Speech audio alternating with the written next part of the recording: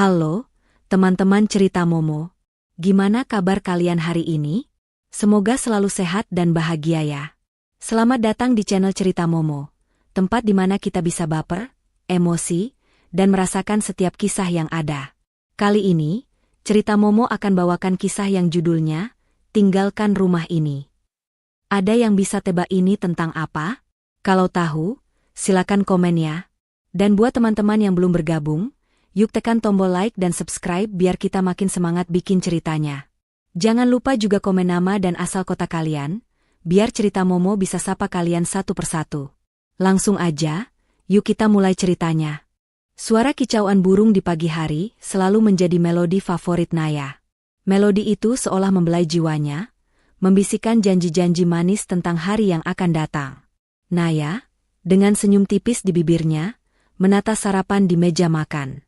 Aroma nasi goreng yang ia buat dengan cinta, memenuhi ruang makan yang mewah, tetapi terasa hambar baginya. Kemewahan ini, baginya, hanyalah sangkar emas.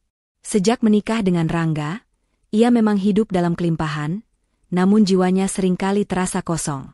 Naya adalah sosok yang sederhana. Dibesarkan dalam keluarga yang penuh cinta dan hangat, ia diajarkan arti tulusnya memberi dan tulusnya mencintai. Ia tidak pernah menghiraukan latar belakang keluarganya yang tidak semewah keluarga Rangga.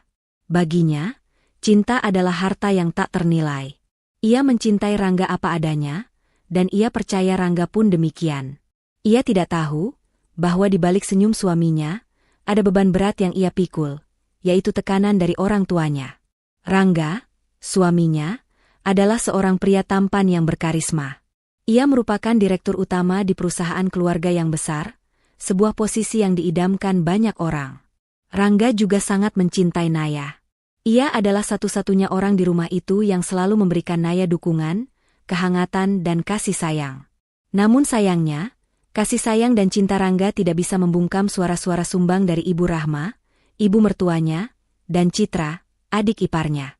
Pagi itu, saat Naya dengan teliti menata piring-piring, suara ketus Ibu Rahma menggelegar dari ujung tangga. "Naya, kamu itu kenapa sih lelet banget? Sarapan sudah siap apa belum? Anak saya sudah telat ini." Naya menoleh dan tersenyum hormat. "Sudah, Bu. Maaf, saya sedang merapikan sedikit." Citra, yang berjalan di belakang ibunya dengan elegan, menyeringai. "Ya ampun, Naya. Pagi-pagi kok sudah ribet. Gak perlu repot-repot, Naya. Nanti kan ada asisten rumah tangga yang bereskan." Naya hanya tersenyum tipis. Ia sudah terbiasa dengan sindiran-sindiran kecil seperti itu. Ibu Rahma dan Citra tidak pernah benar-benar menerima Naya. Bagi mereka, Naya hanyalah seorang gadis desa yang beruntung bisa menikah dengan putra mahkota keluarga mereka. Mereka menganggap Naya tidak pantas bersanding dengan Rangga. "Duh, Naya, nasi goreng buatanmu kok rasanya aneh ya?" kata Citra sambil mendorong piringnya. "Terlalu banyak garam, terlalu banyak minyak. Kenapa sih nggak pesan saja di luar? Lebih enak." "Iya, Naya. Kamu itu kan sudah punya suami kaya raya. Harusnya kamu nggak usah repot-repot masak. Malah hasilnya begini," timpal Ibu Rahma dengan nada merendahkan. Naya menelan ludah, hatinya terasa perih. Ia mencoba tidak menunjukkan perasaannya. "Maaf, Bu. Lain kali akan saya perbaiki." Rangga yang baru saja turun dari tangga, melihat pemandangan itu. "Ada apa ini? Naya, kamu tidak perlu mendengarkan mereka. Masakanmu enak kok." Rangga meraih tangan Naya dan mengelusnya lembut. Senyum Naya kembali merekah. Kasih sayang Rangga adalah satu-satunya obat yang mampu menyembuhkan luka hatinya. Rangga pun menatap tajam ibu dan adiknya. "Mama, Citra, hentikan. Jangan lagi menyakiti hati Naya." Citra dan Ibu Rahma memutar mata. "Kami tidak menyakitinya, Rangga. Kami hanya memberi saran." "Saran yang tidak membangun," tukas Rangga. "Ayo Naya, kita sarapan." Suasana pagi yang seharusnya hangat, kembali dingin. Naya hanya bisa menunduk, menikmati suapan nasi goreng yang terasa hambar di lidahnya. Hari-hari Naya di rumah itu, dipenuhi oleh perlakuan yang tidak adil. Jika Rangga tidak di rumah, Ibu Rahma dan Citra akan memperlakukannya seperti pembantu. Mulai dari disuruh membersihkan rumah, memasak, hingga membersihkan kamar mandi, semua itu Naya lakukan tanpa mengeluh. Ia bersabar dan selalu berdoa, agar suatu saat hati mertua dan adik iparnya itu bisa luluh. Namun, ketenangan itu tidak bertahan lama. Kehidupan Naya yang damai, tiba-tiba porak-poranda. Di suatu sore, ketika ia sedang menyirami bunga di taman, teleponnya berdering. Nomor yang tidak dikenal. Ia ragu-ragu untuk mengangkatnya. Namun karena penasaran, ia pun mengangkat telepon itu. "Selamat sore. Apa benar ini dengan Nyonya Naya?" tanya suara seorang wanita di ujung telepon. "Iya, saya sendiri." "Ada apa ya?" jawab Naya. "Maaf, Nyonya. Kami dari pihak kepolisian. Kami ingin memberitahukan bahwa telah terjadi kecelakaan fatal. Korban adalah Bapak dan Ibu Dwi. Mereka..." Suara wanita itu berhenti, dan Naya merasakan lututnya lemas. Jantungnya berdebar kencang. Ia tahu siapa yang dimaksud. Mereka adalah kedua orang tuanya. Telepon itu jatuh dari genggaman Naya. Naya terduduk di tanah, tangisnya pecah. Air matanya mengalir deras, membasahi pipinya. Ia tidak bisa bernapas. Rasanya, separuh jiwanya telah hilang. Rangga yang baru saja pulang kerja, melihat Naya yang terduduk lemas di taman. Ia segera menghampiri Naya. "Naya, ada apa? Kenapa kamu menangis?" tanya Rangga panik. Naya tidak menjawab, ia hanya menangis dan memeluk Rangga. "Mas, orang tuaku, mereka kecelakaan. Mereka sudah tidak ada," kata Naya sambil terisak. Rangga terdiam, ia memeluk Naya dengan erat. "Yang sabar, sayang. Kita akan hadapi ini bersama-sama." Keesokan harinya, keluarga Rangga ikut menghadiri pemakaman orang tua Naya. Naya yang masih berduka, berjalan dengan lemah. Ia tidak tahu bahwa di balik kesedihan yang ia rasakan, ada mata-mata serakah yang tengah memandangnya. Mata itu adalah milik ibu mertua dan adik iparnya. Ibu Rahma memperhatikan setiap detail. Ia melihat Naya adalah anak tunggal, dan tidak ada lagi keluarga dekat yang tersisa. Tiba-tiba, ada kilatan cahaya licik di matanya. Ia menyikut Citra, adiknya, dan berbisik, "Kamu lihat? Naya adalah pewaris tunggal." "Apa maksudnya, Ma?" tanya Citra bingung. "Ayah Naya itu punya banyak aset," bisik Ibu Rahma. "Naya adalah pewaris tunggalnya." Seketika, tatapan Citra berubah. Ia yang tadinya hanya memperhatikan Naya, kini memandangnya dengan tatapan yang berbeda. Tatapan penuh dengan keserakahan. Beberapa hari setelah pemakaman, Naya yang masih diliputi duka, dipanggil oleh seorang pengacara. Pengacara itu adalah pengacara kepercayaan ayahnya. Pengacara itu membawa surat wasiat dan beberapa dokumen. Naya menerima dokumen itu dengan tangan gemetar. Ia tidak peduli dengan isinya. Hatinya hanya dipenuhi oleh duka. Namun, di belakang Naya, Ibu Rahma dan Citra diam-diam menguping pembicaraan mereka. Mereka mencoba mencuri dengar apa saja yang dibicarakan oleh Naya dan pengacaranya. "Nyonya Naya," kata pengacara itu, "ini adalah surat wasiat dari almarhum ayah dan ibu Nyonya. Semua aset yang mereka miliki, termasuk rumah, tanah, saham, dan beberapa mobil mewah, semuanya diwariskan kepada Nyonya." Seketika, Naya terkejut. Ia tidak menyangka orang tuanya mewariskan begitu banyak aset. Ia tidak pernah peduli dengan harta, namun ia tahu, harta itu adalah hasil kerja keras orang tuanya. "Terima kasih," kata Naya dengan suara bergetar. Ia menatap dokumen itu dengan tatapan kosong. Namun, di belakangnya, Ibu Rahma dan Citra terkejut. Mata mereka membulat. "Apa?" bisik Ibu Rahma. Keesokan harinya, suasana rumah terasa berbeda. Ibu Rahma dan Citra yang biasanya dingin, kini mendadak ramah dan perhatian. Mereka membawakan Naya teh hangat, memijit pundaknya, dan bertanya tentang perasaannya. "Naya, sayang, kamu yang sabar ya," kata Ibu Rahma dengan senyum palsu. "Kami semua turut berduka." Citra memeluk Naya. "Naya, kamu adalah saudara perempuanku. Aku akan selalu ada untukmu." Naya merasa bingung. Ia tahu ada sesuatu yang tidak beres. Namun, ia tidak bisa berbuat apa-apa. Ia terlalu lelah untuk memikirkan hal itu. Rangga juga menyadari perubahan sikap ibu dan adiknya. Ia menatap mereka dengan curiga. Ada apa ini? Kenapa kalian mendadak baik sama Naya? Ibu Rahma tertawa. Memangnya salah kalau Mama dan Citra baik sama Naya? Dia kan menantu dan saudara kita. Rangga hanya diam. Ia tahu ada udang di balik batu. Dan benar saja. Di malam hari, setelah Rangga tidur, Ibu Rahma masuk ke kamar Naya. Naya yang sedang membaca dokumen warisan, terkejut. Naya, kata Ibu Rahma dengan suara serak. Mama mau bicara sama kamu. Naya mengangguk. Ia tidak tahu bahwa pembicaraan itu akan menjadi awal dari kehancuran yang sesungguhnya. Mama tahu kamu sedih. Tapi, Mama mau tanya. Dokumen warisan yang kamu pegang itu apa? Tanya Ibu Rahma. Ini dokumen warisan, Bu. Orang tuaku mewariskan semua aset mereka padaku. Mata Ibu Rahma berbinar. Oh, begitu. Naya, kamu tahu? Aset sebanyak itu, kamu tidak bisa mengurusnya sendirian. Kamu kan perempuan. Kamu butuh bantuan. Naya menatap Ibu Rahma. Ia tahu, permintaan itu akan datang. Mama akan bantu kamu mengurusnya. Berikan saja semua dokumen itu pada Mama. Nanti biar Mama yang urus, kata Ibu Rahma dengan senyum licik. Naya menggelengkan kepala. Maaf, Bu. Saya tidak bisa. Kenapa tidak bisa? Bentak Ibu Rahma. Kamu itu bodoh. Kamu tidak tahu apa-apa tentang bisnis. Lebih baik kamu serahkan semua pada kami. Kami akan mengurusnya. Hidupmu akan lebih mudah. Suara bentakan Ibu Rahma membuat Naya terkejut. Ia tahu, ini bukan lagi tentang kasih sayang, melainkan tentang keserakahan. Maaf, Bu. Saya tidak bisa. Ini adalah amanah dari orang tua saya, kata Naya dengan suara bergetar.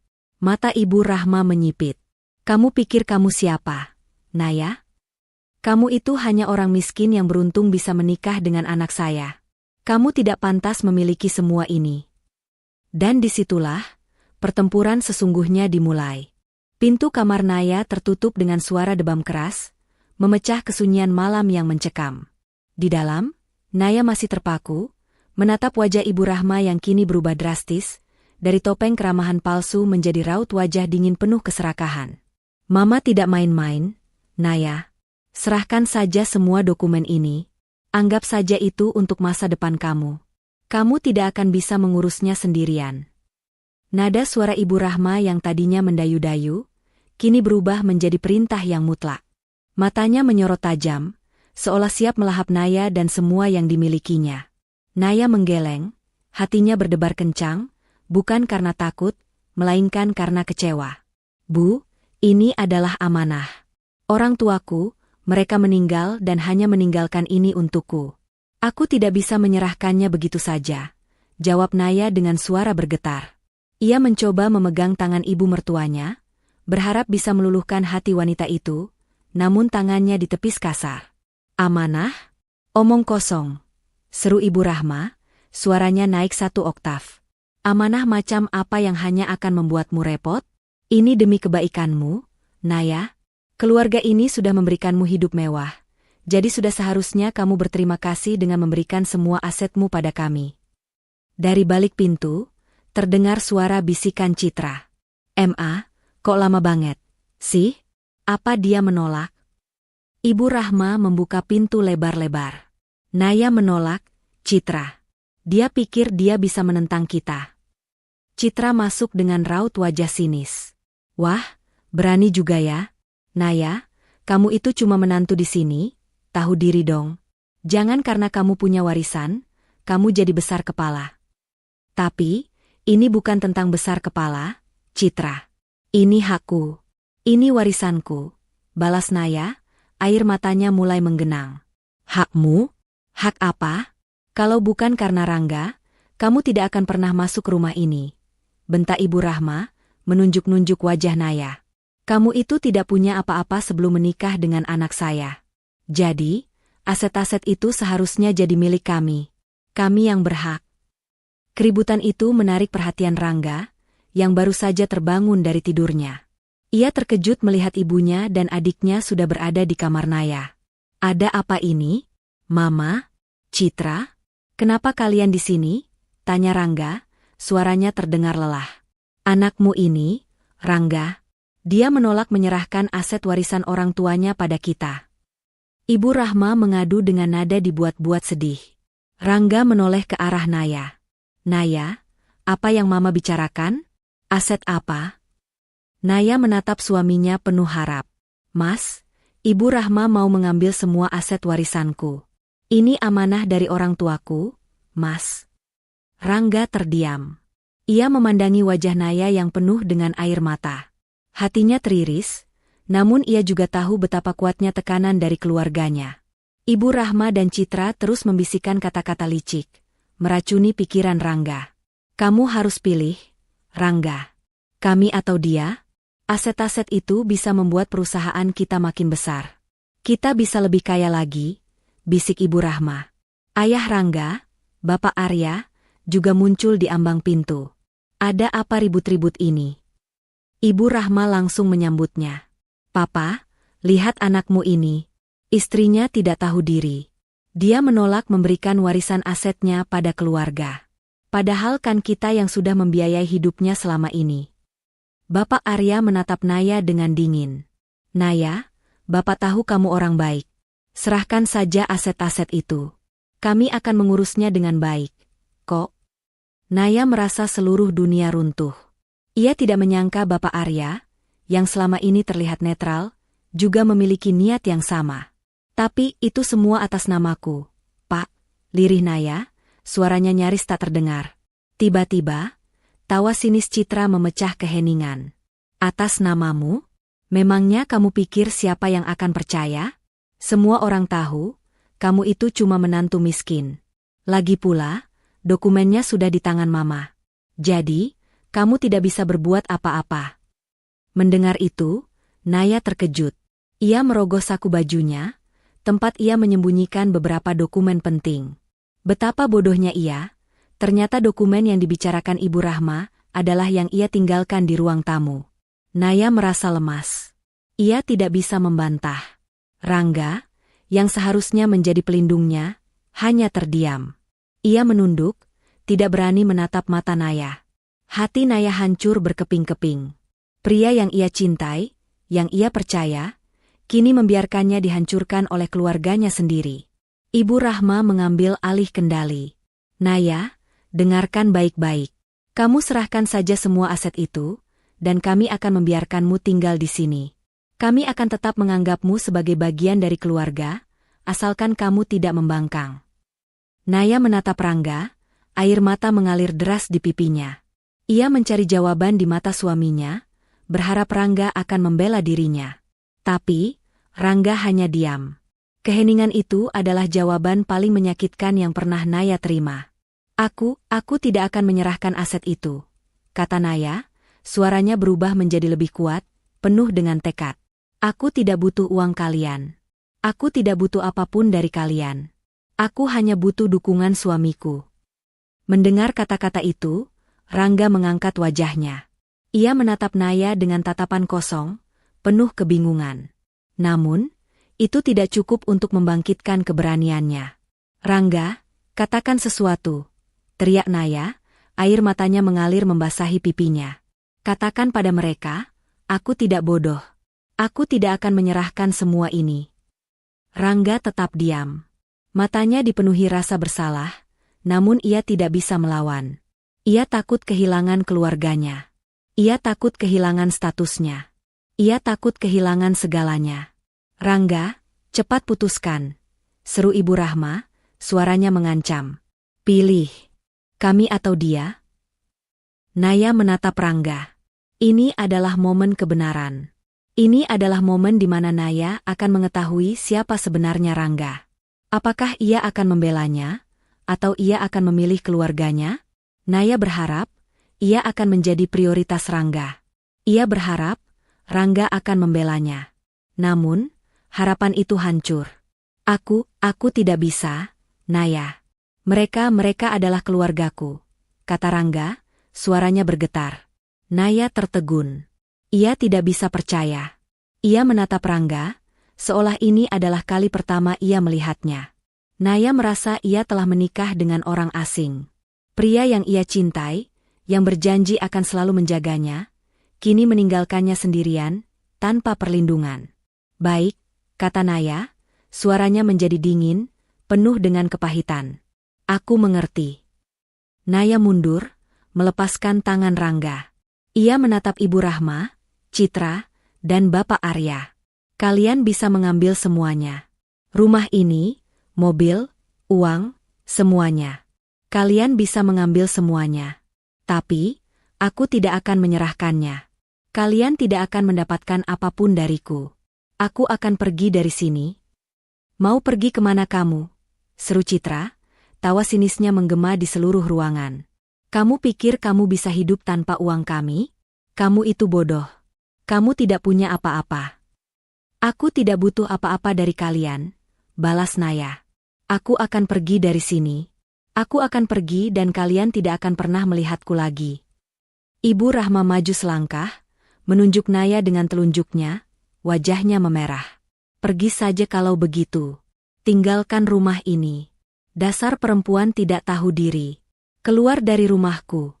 Teriaknya, suaranya menggelegar di seluruh rumah. Naya terdiam, tatapannya kosong. Ia menatap Ibu Rahma, Citra, Bapak Arya, dan Rangga. Mereka semua menertawakannya. Mereka semua menganggapnya sebagai lelucon. Mereka semua menganggapnya sebagai sampah yang tidak berguna. Naya tidak lagi menangis. Ia tersenyum, senyum yang penuh dengan kepahitan. Ia menatap mereka semua satu persatu. Ia akan pergi, dan ia akan kembali. Ia akan kembali, dan ia akan membuat mereka menyesal. Ia akan membuat mereka merasakan apa yang ia rasakan. Naya mengambil tas kecilnya, memasukkan beberapa dokumen yang ia sembunyikan. Ia tidak berpamitan. Ia tidak menoleh ke belakang. Ia melangkah keluar dari kamar itu, melewati keluarga Rangga yang masih tertawa. Ia berjalan menuju pintu depan, melangkah keluar, dan menghilang ke dalam kegelapan malam. Pintu rumah itu tertutup di belakangnya, meninggalkan Naya sendirian di jalanan, tanpa tempat tujuan, tanpa uang, tanpa apa-apa. Hatinya hancur, namun api dendam kini berkobar di dalam dirinya. Ia akan kembali. Ia akan membalas dendam. Pintu rumah itu tertutup di belakang Naya dengan suara debam yang memekakan telinga, bukan hanya bagi rumah itu, tetapi juga bagi hati Naya. Suara itu adalah pengumuman resmi bahwa ia telah diusir. Dan bagi keluarga itu, ia sudah bukan siapa-siapa lagi. Naya masih terpaku, menatap pintu mahoni yang tadinya adalah tempat ia memimpikan kebahagiaan. Di sana, di balik pintu itu, tawa sinis Citra dan suara menggelegar Ibu Rahma masih terngiang. Naya menutup matanya, menarik napas dalam-dalam, dan membiarkan air mata yang membeku di pipinya mencair dan mengalir deras. Ia tidak lagi menangis karena sedih, melainkan karena amarah yang membara. Langit malam pekat tanpa bintang seolah menjadi cerminan dari hatinya yang hampa. Naya berjalan tak tentu arah, hanya bermodal tas kecil di tangan yang berisi beberapa dokumen penting dan sedikit uang tunai yang ia sembunyikan. Ia tidak tahu harus pergi kemana. Malam itu, jalanan Jakarta terasa asing dan dingin. Setiap mobil mewah yang melintas, setiap tawa pasangan yang lewat, setiap cahaya dari rumah-rumah besar yang ia lewati, semuanya terasa seperti menertawakan penderitaannya. Ia teringat kembali saat-saat ia menikah dengan Rangga.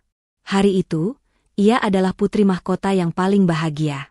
Ia begitu mencintai Rangga, dan ia percaya cinta mereka akan mengalahkan segalanya, termasuk penolakan dari keluarga Rangga. Ia begitu bodoh, begitu naif. Rangga, yang ia pikir akan menjadi pelindungnya, ternyata tidak lebih dari seorang pengecut yang takut kehilangan harta dan statusnya. Pria yang berjanji akan menjaganya, kini membiarkannya terdampar sendirian di jalanan, diusir oleh keluarganya sendiri. Naya terus berjalan. Kakinya terasa pegal dan hatinya terasa lelah. Ia melihat sebuah bangku kosong di pinggir jalan, di bawah pohon rindang. Ia terduduk di sana, membiarkan tubuhnya bersandar pada pohon itu, dan memeluk dirinya sendiri. Malam itu, ia tidak hanya kehilangan rumah, tetapi juga cinta dan keluarganya. Ia kehilangan segalanya, kecuali satu hal, api dendam yang membara di dalam dirinya. Ia membuka tas kecilnya, mengeluarkan beberapa dokumen yang ia sembunyikan. Dokumen-dokumen itu adalah bukti bahwa ia adalah pewaris tunggal semua aset orang tuanya. Ia memeluk dokumen itu, seolah itu adalah satu-satunya harta berharga yang ia miliki. Ia tidak akan membiarkan keluarga Rangga mengambilnya. Tidak akan pernah. Ia bersumpah, ia akan membuat mereka menyesal. Pagi menjelang, Naya terbangun dari tidurnya yang tidak nyenyak. Ia melihat sekelilingnya, ia tidak lagi berada di kamarnya yang mewah. Ia berada di sebuah bangku di taman kota. Ia mengambil napas dalam-dalam, menghela napas, dan berdiri. Ia tidak bisa terus-terusan berada di sini. Ia harus bangkit. Naya memutuskan untuk menelepon seseorang. Seseorang yang sangat ia percaya, seseorang yang akan membantunya. Orang itu adalah Dian, sahabatnya sejak kuliah. Dian adalah seorang pengacara. Naya mengambil ponselnya dan menekan nomor Dian. "Halo, Naya? Ada apa telepon sepagi ini?" tanya Dian dengan suara serak. "Dian, aku butuh bantuanmu," kata Naya, suaranya bergetar. "Naya? Ada apa? Kamu kenapa? Suaramu aneh," tanya Dian panik. Aku sudah tidak tinggal di rumah Rangga lagi. Aku diusir. Aku tidak tahu harus kemana." Naya tidak bisa lagi menahan tangisnya. Di ujung telepon, Dian terkejut. "Apa? Diusir? Ada apa? Kamu di mana sekarang? Aku akan jemput kamu." Naya memberitahu Dian di mana ia berada. Tidak lama kemudian, sebuah mobil datang, dan Dian keluar dari mobil itu. Ia memeluk Naya dengan erat. "Naya, apa yang terjadi? Kenapa kamu bisa sampai begini?" Naya menceritakan semuanya, dari orang tuanya yang meninggal, hingga Ibu Rahma dan Citra yang mencoba mengambil warisannya, hingga Rangga yang tidak membelanya. Dian mendengarkan dengan penuh perhatian. Wajahnya yang tadinya ceria, kini berubah menjadi serius. "Sialan," umpat Dian. "Aku sudah menduga mereka orang-orang serakah. Aku sudah bilang padamu Naya, jangan menikah dengan Rangga." Naya hanya diam. Ia menyesal tidak mendengarkan Dian. "Sudah, sekarang kita ke rumahku dulu. Kamu istirahat. Kita bicarakan ini nanti," kata Dian. Naya mengangguk. Ia mengikuti Dian ke mobilnya. Di perjalanan, Naya hanya diam, ia tidak bisa mengatakan apa-apa lagi. Ia hanya ingin tidur, dan melupakan semuanya. Di rumah Dian, Naya disambut dengan hangat. Dian memberikannya kamar dan pakaian ganti. Setelah Naya membersihkan diri, ia keluar dari kamar, dan melihat Dian sudah menunggunya di ruang tamu. "Naya, sekarang ceritakan semuanya padaku. Jangan ada yang dilewatkan," kata Dian. Naya menceritakan semuanya dari awal sampai akhir. Dian mendengarkan dengan serius. Setelah Naya selesai bercerita, Dian menghela napas. "Jadi, mereka menertawakanmu dan mengusirmu?" tanya Dian. Naya mengangguk. "Dan mereka pikir, mereka sudah mendapatkan semua warisanmu?" tanya Dian. Naya kembali mengangguk. Dian tersenyum. "Mereka bodoh," katanya. Naya terkejut. "Apa maksudmu, Dian? Kamu bilang, kamu punya beberapa dokumen penting di tasmu?" tanya Dian. Naya mengeluarkan dokumen itu. Dian mengambilnya, dan membacanya dengan teliti. Setelah selesai, Dian tersenyum. "Naya, kamu tahu? Yang mereka ambil itu hanya salinannya. Asli dokumen itu ada padamu. Kamu adalah pemiliknya, Naya," kata Dian. Naya terkejut. Ia tidak tahu. Ia pikir, ia sudah kehilangan semuanya. Ia menatap Dian, matanya berbinar. "Jadi, aku masih punya kesempatan?" Dian mengangguk. "Tentu saja. Kita akan membuat mereka menyesal. Kita akan membuat mereka merasakan apa yang kamu rasakan." Dian meletakkan dokumen-dokumen itu di atas meja kopi, dan menatap Naya dengan tatapan penuh keyakinan. "Mereka meremehkanmu, Naya. Mereka pikir kamu cuma boneka yang bisa mereka mainkan. Tapi mereka lupa, kamu itu anak pengusaha. Kamu tahu soal bisnis, bahkan kalau cuma sedikit." Naya terdiam, mencerna perkataan Dian.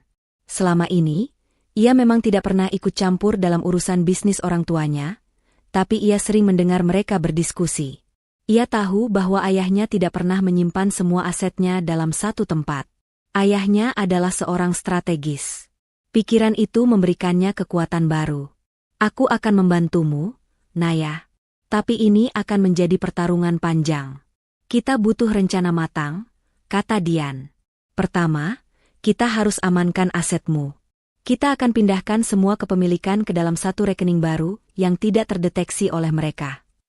Mata Naya mulai berbinar, bukan karena air mata, melainkan karena cahaya harapan dan tekad. Ia merasa seperti seorang jenderal yang baru saja menemukan sekutu terbaiknya. Ia mengangguk mantap. Kedua, kita akan biarkan mereka merasa di atas angin. Lanjut Dian, senyum licik mulai terukir di wajahnya. Kita akan biarkan mereka berpikir bahwa mereka sudah memenangkan segalanya. Biarkan mereka berpesta dengan aset palsu itu. Naya meraih tangan Dian. Jadi, mereka tidak akan curiga. Tepat, jawab Dian. Saat mereka sibuk merayakan, kita akan bekerja dalam bayangan. Kita akan temui pihak bank. Kita akan serahkan semua aset, tapi bukan untuk dijual. Kita akan gunakan aset itu sebagai jaminan untuk utang yang akan segera mereka miliki. Maksudmu? Naya mengerutkan kening. Mereka pasti akan meminjam uang dengan jaminan aset warisan itu. Jelas Dian. Mereka kan serakah. Begitu mereka tahu mereka punya aset kaya, mereka pasti akan menggunakannya untuk berfoya-foya atau mengembangkan bisnis mereka dengan uang pinjaman. Dan saat mereka tidak bisa membayar, tanya Naya, matanya menyala penuh kepuasan. Saat mereka tidak bisa membayar, kita akan muncul, kata Dian, suaranya pelan dan dingin. Tapi kita tidak akan menyelamatkan mereka. Kita akan membiarkan mereka jatuh. Kita akan melihat mereka kehilangan segalanya. Naya menghela napas panjang. Ia mengambil ponselnya dan menatap pesan terakhirnya kepada Rangga. Pesan itu terasa begitu lemah dan naif. Aku akan membuktikan padamu bahwa kamu telah membuat kesalahan terbesar dalam hidupmu. Naya menghapus pesan itu. Ia tahu kata-kata tidak akan berarti apa-apa. Ia tidak perlu membuktikan apapun pada Rangga. Ia hanya perlu bertindak. Tindakan yang akan membuat mereka semua merasakan apa yang ia rasakan. Naya menatap dirinya di cermin di kamar Dian. Wajahnya pucat dan matanya bengkak. Tapi sekarang, ia melihat sesuatu yang berbeda. Ia melihat seorang pejuang, seorang wanita yang tidak akan pernah menyerah, yang akan bangkit dari abu kehancuran dan membalas dendam. Ia tersenyum, senyum yang dingin, penuh dengan kepahitan, dan juga penuh dengan tekad. Ia akan kembali, dan ia akan membalas dendam. Pagi itu, di rumah Dian, Naya terbangun dengan perasaan yang berbeda. Jika semalam ia adalah korban yang hancur, pagi ini ia adalah seorang pejuang yang siap bangkit. Tekadnya sekuat baja. Ia menatap Dian, sahabatnya yang setia, yang kini menjadi satu-satunya orang yang ia percayai.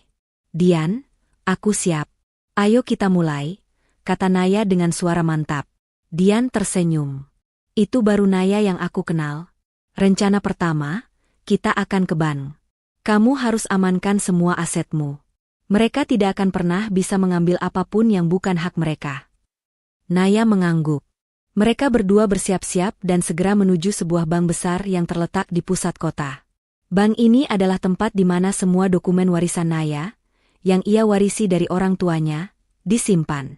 Sesampainya di sana, mereka disambut oleh seorang manajer bank yang ramah, Bapak Rizal, yang sudah dikenal oleh Dian. Selamat datang, Nona Naya. Tuan Dian sudah memberitahu saya tentang kedatangan Anda. Sapa Bapak Rizal. Silakan, mari kita periksa dokumen-dokumen ini. Naya menyerahkan dokumen-dokumen warisan yang ia bawa. Bapak Rizal memeriksanya dengan teliti. Ia membandingkan dokumen itu dengan salinan yang ada di dalam sistem bank. Setelah beberapa saat, ia mengangkat kepalanya, tersenyum. Nona Naya, semua dokumen ini asli. Semua aset ini, dari mulai properti, saham perusahaan, hingga deposito, semuanya terdaftar atas nama Anda, kata Bapak Rizal. Naya merasa lega. Ia menoleh ke arah Dian, yang tersenyum. Apa yang harus kita lakukan sekarang, Bapak? Tanya Dian. Kita akan pindahkan semua aset ini ke dalam rekening baru yang aman. Tidak ada satupun yang bisa mengaksesnya, kecuali Nona Naya sendiri. Kita juga akan membuat sebuah surat pernyataan yang menyatakan bahwa semua dokumen yang Anda miliki adalah satu-satunya dokumen asli. Jelas Bapak Rizal. Proses itu memakan waktu yang cukup lama. Naya menandatangani banyak dokumen, membuat rekening baru, dan memindahkan semua asetnya. Ia merasa seperti seorang yang baru saja mendapatkan kehidupan barunya. Ia tidak lagi merasa hampa dan rapuh. Ia merasa kuat. Sementara itu, di rumah Rangga, keluarga itu merayakan kemenangan mereka. Ibu Rahma dengan bangga menunjukkan dokumen-dokumen palsu yang ia dapatkan dari Rangga. Lihat, anakku. Ini dia. Semua aset Naya. Kita akan jadi orang paling kaya di kota ini. Citra bertepuk tangan kegirangan. Wah, Mama. Kita bisa beli apa saja sekarang. Aku mau mobil baru. Aku mau tas baru. Aku mau liburan ke luar negeri. Bapak Arya, yang awalnya ragu, kini tersenyum puas. Bagus, bagus. Sekarang kita bisa kembangkan perusahaan kita. Kita bisa lebih kaya lagi. Rangga hanya diam, ia merasa aneh. Ia merasa bersalah. Ia tidak tahu apakah ia telah melakukan hal yang benar. Ia memandangi wajah Naya yang penuh dengan air mata. Ia merasa seperti seorang pengecut.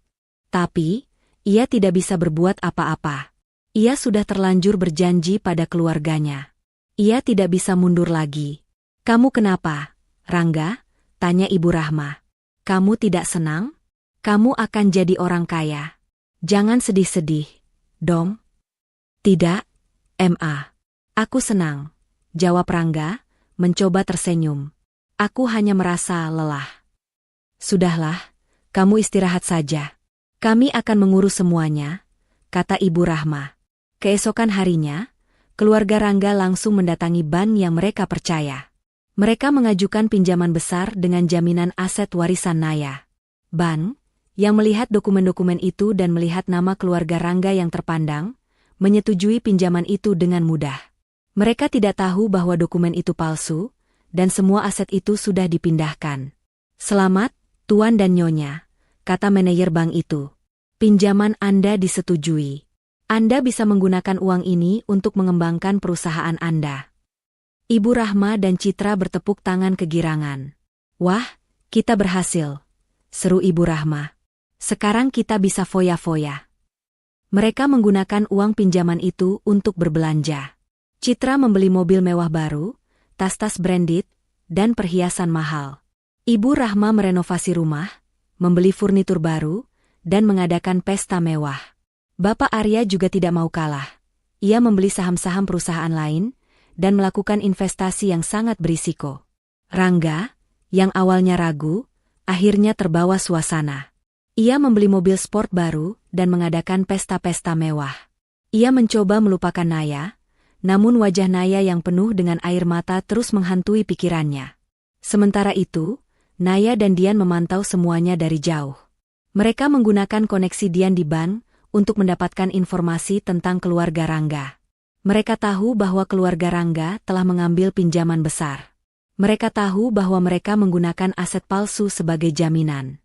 Mereka tahu bahwa mereka telah masuk ke dalam jebakan yang Naya dan Dian siapkan. Naya merasa puas. Ia tersenyum. Ia tidak lagi merasa sedih. Ia merasa seperti seorang pemenang. Mereka bodoh, Naya. Mereka tidak tahu bahwa mereka sedang berjalan menuju kehancuran, kata Dian. Naya mengangguk. Aku tahu. Aku akan membuat mereka menyesal. Beberapa bulan berlalu. Keluarga Rangga hidup dalam kemewahan yang luar biasa. Mereka menghamburkan uang pinjaman itu dengan cepat. Perusahaan mereka, yang seharusnya berkembang, malah mengalami kerugian besar karena investasi Bapak Arya yang gagal. Mereka mulai merasa kesulitan. Rangga, kita tidak punya uang lagi, kata Ibu Rahma, panik. Perusahaan kita rugi besar. Kita harus bayar cicilan pinjaman ke bank. Rangga terkejut. Apa? Cicilan apa, Ma? Cicilan pinjaman yang kita ambil dari bank. Kita harus bayar, seru Ibu Rahma. Rangga panik. Ia tidak tahu harus berbuat apa. Ia menoleh ke arah Bapak Arya. "Pak, bagaimana ini? Kita tidak punya uang." Bapak Arya juga panik. "Bapak tidak tahu. Semua investasi Bapak gagal. Kita tidak punya uang. Kita harus cari cara." Mereka mencoba menjual beberapa aset mereka, namun harganya sangat jatuh. Mereka mencoba menjual mobil Rangga, tapi tidak ada yang mau membelinya dengan harga tinggi. Mereka mencoba menjual perhiasan Ibu Rahma, tapi tidak ada yang mau membelinya. Keluarga Rangga mulai merasakan tekanan. Mereka tidak tahu harus berbuat apa. Mereka tidak punya uang. Mereka tidak punya aset. Mereka tidak punya apa-apa. Mereka hanya punya utang. "Ini semua gara-gara kamu, Rangga," teriak Ibu Rahma. "Kamu tidak bisa mengurus perusahaanmu. Kamu hanya bisa menghabiskan uang." Rangga terkejut. "Apa? Aku? Mama yang menyuruhku mengambil pinjaman itu. Tapi kamu yang menandatanganinya. Kamu yang bertanggung jawab," teriak Ibu Rahma. Mereka mulai bertengkar. Mereka saling menyalahkan. Mereka saling membenci. Mereka tidak lagi menjadi keluarga yang harmonis. Mereka menjadi keluarga yang hancur. Sementara itu, Naya dan Dian melihat semuanya dari jauh. Mereka tersenyum. Mereka tahu bahwa ini baru permulaan. Mereka tahu bahwa kehancuran mereka akan segera datang. "Naya, mereka akan segera bangkrut," kata Dian. "Mereka akan kehilangan segalanya." Naya mengangguk. "Aku tahu. Aku akan membiarkan mereka menderita. Aku akan membiarkan mereka merasakan apa yang aku rasakan." Naya mengambil ponselnya dan melihat foto-foto yang dikirimkan oleh agen mata-matanya. Foto-foto itu menunjukkan keluarga Rangga yang kini hidup dalam penderitaan. Wajah-wajah mereka yang tadinya penuh tawa dan kebahagiaan, kini dipenuhi dengan kepanikan dan kekhawatiran. Naya tersenyum. Ia tidak menyesal. Ia tahu ia telah melakukan hal yang benar. Ia tidak lagi menjadi korban. Ia adalah pemenang. Ia akan terus berjuang, hingga ia mendapatkan kembali semuanya. Beberapa minggu setelah perdebatan sengit itu, suasana di rumah Rangga menjadi tegang. Tawa riang dan pesta mewah telah digantikan oleh keheningan yang mencekam, diselingi oleh bisik-bisik panik dan argumen yang meledak-ledak. Hutang-hutang mulai menumpuk, dan telepon dari penagih hutang berdering tanpa henti. Ibu Rahma, yang biasanya angkuh, kini tampak pucat dan gelisah. Citra tidak lagi bersemangat berbelanja, matanya selalu was-was melihat tagihan yang datang.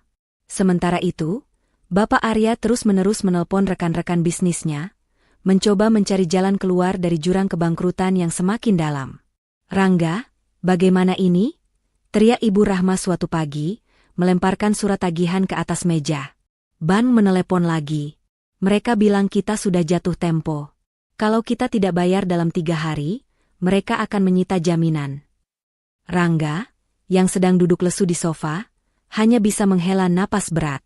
"Ma, aku sudah mencoba menelpon semua teman-temanku, tidak ada yang mau membantu. Mereka semua tahu kondisi perusahaan kita." "Jangan bohong. Kamu itu anak papa. Kamu harus bisa mengurus ini. Jangan seperti orang malas," bentak Bapak Arya. "Aku sudah berusaha, Pak," balas Rangga. "Investasi papa yang gagal itu yang membuat kita seperti ini." "Apa? Kamu menyalahkan papa?" Bapak Arya berdiri, matanya melotot. "Kamu yang menandatangani pinjaman itu. Kamu yang bertanggung jawab atas semuanya." Di tengah pertengkaran itu, sebuah mobil sedan hitam berhenti di depan rumah mereka. Dari dalam mobil, keluarlah 2 pria berbadan tegap dengan jas rapi. Salah satunya memegang map dan berjalan dengan langkah tegap menuju pintu. Rangga membukakan pintu dengan enggan, jantungnya berdebar kencang. "Tuan Rangga, kami dari Bank Sentosa. Kami datang untuk menindaklanjuti tunggakan cicilan Anda," ujar salah satu pria itu, dengan suara datar dan profesional. Ibu Rahma dan Bapak Arya langsung menghampiri pintu. "Kami tahu. Kami akan bayar. Beri kami waktu," kata Ibu Rahma, mencoba bersikap tegar. "Maaf, Nyonya. Sesuai dengan perjanjian, jika dalam waktu yang ditentukan cicilan tidak dilunasi, maka pihak bank berhak menyita aset yang dijadikan jaminan," kata pria itu. "Kami datang untuk melakukan proses penyitaan." Wajah Ibu Rahma memucat. Penyitaan? Jangan bercanda. Aset itu harganya miliaran. Kalian tidak bisa seenaknya menyita. Pria itu hanya tersenyum dingin. Maaf, Nyonya, tapi dokumen jaminan yang Anda serahkan tidak valid. Kami telah melakukan verifikasi, dan aset-aset tersebut sudah dipindahkan kepemilikannya ke pihak lain. Kata-kata itu bagaikan petir di siang bolong. Rangga, Ibu Rahma, Bapak Arya, dan Citra, semuanya terdiam. Mata mereka membulat, tidak percaya dengan apa yang mereka dengar. Apa maksud Anda? Itu tidak mungkin. Dokumennya asli, teriak Ibu Rahma. Rangga, lihat. Ini, dokumennya ada padaku. Ibu Rahma buru-buru mengambil tumpukan dokumen warisan Naya dari laci, dan menunjukkannya kepada pria itu. Pria itu hanya meliriknya sebentar. Nyonya, itu hanya salinan. Dokumen aslinya sudah kami terima dari pemilik sahnya, Nona Naya. Semua aset tersebut telah dialihkan dan tidak bisa lagi dijadikan jaminan. Naya? Seru mereka serempak, seperti dihantam tembok. Rangga merasa kepalanya berputar. Wajah Naya, yang ia usir dengan air mata, kini muncul di benaknya. Ia teringat kata-kata Naya yang terakhir, "Aku akan membuktikan padamu bahwa kamu telah membuat kesalahan terbesar dalam hidupmu." Ternyata itu bukan ancaman kosong. Tunggu dulu. Dokumen itu milik anak saya. Dia sudah menyerahkannya kepada kami. Bantah Bapak Arya, mencoba mencari celah. Pria itu menggelengkan kepala. Nona Naya menyerahkan dokumen itu kepada kami dengan sengaja, bukan untuk dijual, melainkan untuk disita. Jadi, kami akan menyita aset-aset yang terdaftar atas nama Anda dan keluarga, Tuan Rangga, untuk melunasi hutang Anda. Detik itu juga, dunia keluarga Rangga runtuh. Mereka menyadari bahwa mereka telah jatuh ke dalam jebakan yang Naya dan Dian siapkan. Aset yang mereka banggakan, yang mereka rebut dengan penuh keserakahan, kini menjadi alat untuk menghancurkan mereka. Rangga merasa lututnya lemas. Ia ambruk ke lantai, tidak percaya dengan apa yang terjadi. Ibu Rahma menjerit histeris. Ia menampar wajah Rangga. Dasar bodoh. Kenapa kamu percaya padanya? Kenapa kamu memberikan dokumen itu kepadanya? Sekarang kita hancur. Bapak Arya tidak bisa berkata-kata. Ia hanya bisa menatap mobil mewahnya, yang kini akan disita. Begitu juga dengan Citra, yang melihat tas-tas brandednya akan segera menjadi milik orang lain. Mereka semua hancur. Sementara itu, di sebuah kafe sederhana, Naya dan Dian sedang menikmati kopi. Ponsel Dian berdering, menampilkan nama Bapak Rizal. Dian mengangkatnya, dan setelah berbicara sebentar, ia menutupnya dan menoleh ke arah Naya dengan senyum puas. Naya, mereka sudah datang. Mereka akan menyita aset-aset mereka. Naya tidak menunjukkan ekspresi apapun. Mereka sudah tahu. Mereka sudah tahu. Dan mereka sangat terkejut, kata Dian. Mereka mencoba berdalih, tapi Bapak Rizal sudah tahu. Ia bilang, mereka sangat ketakutan. Naya mengangguk. Ia tidak merasa bahagia, ia hanya merasa hampa. Ia tidak membenci mereka, ia hanya merasa kasihan. Ia tidak ingin mereka hancur. Ia hanya ingin mereka tahu bahwa ia bukanlah orang yang bisa mereka mainkan. Setelah ini, mereka akan menjadi gembel, kata Dian. Mereka tidak akan punya apa-apa lagi. Aku tahu, kata Naya. Tapi aku tidak akan kembali. Aku tidak akan memaafkan mereka. Naya mengambil ponselnya, dan menelpon Bapak Rizal. Bapak, terima kasih banyak. Bapak sudah membantu saya. Sama-sama, Nona Naya. Saya hanya melakukan tugas saya, jawab Bapak Rizal. Tapi saya harus berterima kasih kepada Anda. Anda sudah membuka mata saya. Saya tidak akan pernah lagi meremehkan seorang wanita. Naya tersenyum. Ia tidak lagi merasa sedih. Ia tidak lagi merasa hampa. Ia merasa lega. Ia tahu, ia telah melakukan hal yang benar. Ia tidak lagi menjadi korban. Ia adalah seorang pejuang, seorang pemenang. Naya dan Dian terus memantau semuanya dari jauh. Mereka melihat keluarga Rangga yang diusir dari rumah mereka sendiri. Mereka melihat mobil-mobil mewah yang disita. Mereka melihat bagaimana mereka menjadi gembel, yang tidak punya apa-apa lagi. Naya tidak menyesal. Ia tahu ia telah melakukan hal yang benar. Ia tidak lagi menjadi korban. Ia adalah pemenang. Pintu gerbang rumah mewah itu terbuka lebar, bukan untuk menyambut tamu, melainkan untuk membiarkan sebuah truk pengangkut masuk. Barang-barang mewah, mulai dari sofa kulit mahal, lemari antik, hingga lukisan-lukisan berbingkai emas, satu persatu diangkat dan diangkut. Itu adalah hari di mana keluarga Rangga harus merelakan segalanya. Bank telah menyita rumah mereka dan semua isinya untuk melunasi hutang-hutang yang menumpuk. Ibu Rahma terduduk di trotoar, menutupi wajahnya dengan kedua tangan.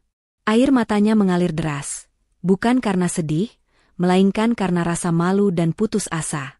Ia tidak bisa menerima kenyataan bahwa ia, seorang sosialita yang dihormati, kini menjadi gelandangan. Bapak Arya hanya bisa berdiri mematung, menatap rumah yang telah ia bangun selama puluhan tahun kini disita. Wajahnya yang dulunya angkuh, kini dipenuhi dengan kepanikan. Citra, yang biasanya selalu tampil glamor, kini hanya bisa berdiri di samping orang tuanya, menatap mobil mewah yang ia bangga-banggakan kini dibawa pergi. "Mama, Papa, kita akan tinggal di mana?" tanya Citra, suaranya bergetar. Ibu Rahma mengangkat kepalanya, matanya merah. "Terserah. Mama tidak tahu. Semua ini gara-gara kalian," ia membentak kedua anaknya. "Kamu, Rangga, bodoh. Kenapa kamu percaya pada Naya? Mama yang menyuruhku mengambil pinjaman itu. Mama yang meminta jaminan palsu itu," balas Rangga, nada suaranya penuh kekecewaan. Ia tidak lagi membela diri, ia hanya merasa lelah. "Sudah. Sekarang bukan saatnya bertengkar," kata Bapak Arya dengan suara parau. "Kita harus cari tempat tinggal." Mereka berjalan kaki, tanpa tujuan. Tidak ada satupun dari mereka yang memiliki uang sewa, apalagi untuk membeli tempat tinggal. Mereka mencoba menghubungi teman-teman mereka, tapi tidak ada satupun yang mau membantu. Mereka semua tahu bahwa keluarga Rangga sedang bangkrut. Mereka tidak mau mengambil risiko. Mereka bahkan tidak mau mengangkat telepon mereka. Mereka semua meninggalkan kita," kata Ibu Rahma, dengan suara serak. Ia tidak bisa percaya bahwa semua temannya, yang dulunya selalu ia pamerkan, kini meninggalkan mereka. Rangga merasa sakit. Ia tahu, ia pantas mendapatkan ini. Ia telah mengkhianati Naya. Ia telah memilih keluarganya, yang pada akhirnya malah menghancurkannya. Ia hanya bisa menghela napas. Mereka akhirnya menemukan sebuah penginapan murah di pinggir kota. Kamar itu kecil, bau, dan tidak bersih. Mereka harus tidur di satu ranjang yang sempit. Ibu Rahma, yang dulunya selalu tidur di kasur empuk dengan spray sutra, kini harus tidur di kasur yang keras dan bau. Ia tidak bisa tidur. Ia terus-menerus memikirkan Naya. Ia tahu, Naya adalah satu-satunya orang yang bisa menolong mereka. Pagi itu, di tengah kegelapan, Ibu Rahma bangun dan mengguncang-guncang Rangga. "Rangga, bangun!" teriaknya. Rangga terkejut, ia terbangun dari tidurnya. "Ada apa, Ma? Kita harus mencari Naya. Dia satu-satunya yang bisa menolong kita. Dia pasti punya uang," kata Ibu Rahma, wajahnya dipenuhi dengan harapan. Rangga terdiam. Ia tidak bisa melupakan bagaimana ia mengusir Naya.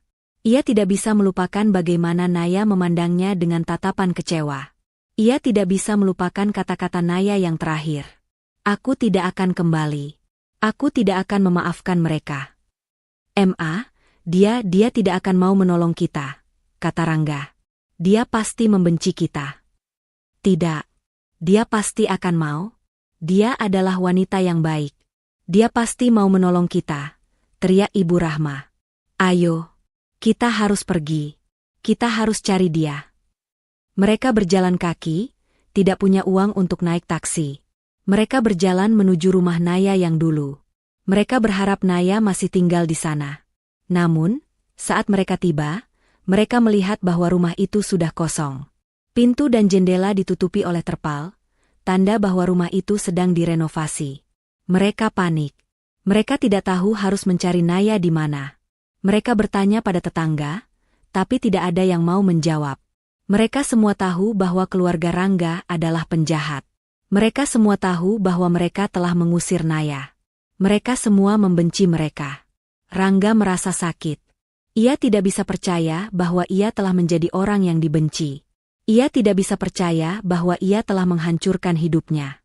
Ia tidak bisa percaya bahwa ia telah kehilangan segalanya. Rangga, kita tidak boleh menyerah, kata Bapak Arya. Kita harus mencari Naya. Kita akan menemukannya. Mereka terus mencari. Mereka pergi ke kantor Naya, tapi Naya sudah tidak bekerja di sana. Mereka pergi ke kafe tempat Naya biasanya nongkrong, tapi Naya juga tidak ada. Mereka tidak tahu harus mencari Naya di mana. Mereka akhirnya memutuskan untuk kembali ke penginapan. Di jalan, mereka melihat seorang wanita tua yang sedang memungut sampah. Wanita itu tampak sangat miskin dan lusuh. Ibu Rahma merasa kasihan. Ia memberikan sedikit uang yang ia punya kepada wanita itu. Wanita itu tersenyum dan berterima kasih. Ibu Rahma merasa aneh. Ia merasa bahagia. Malam itu, mereka berkumpul di kamar penginapan. Mereka semua diam. Tidak ada yang berani berbicara. Mereka semua merasa lelah. Mereka semua merasa putus asa. Tiba-tiba, Ibu Rahma mengeluarkan sebuah amplop dari tasnya. Amplop itu berisi sebuah foto lama. Foto Naya dan Rangga. Dulu, Naya, ia adalah wanita yang sangat baik, kata Ibu Rahma, suaranya bergetar. Aku tidak tahu kenapa aku begitu jahat padanya. Rangga tidak bisa berkata-kata. Ia hanya bisa menatap foto itu. Foto Naya yang tersenyum bahagia. Wajah Naya yang polos dan cantik. Rangga merasa air matanya mengalir. Ia merasa menyesal. Aku akan mencarinya, Ma, kata Rangga. Aku akan memohon maaf padanya. Aku akan meminta ia kembali. Keesokan harinya, Rangga dan Bapak Arya pergi ke bank, mencoba mencari tahu di mana Naya tinggal. Mereka mencoba berbicara dengan Bapak Rizal, tetapi Bapak Rizal menolak untuk bertemu. Ia tahu, mereka hanya ingin meminta uang. Namun, Rangga tidak menyerah. Ia terus mencoba. Ia pergi ke bank setiap hari, memohon untuk bertemu dengan Bapak Rizal.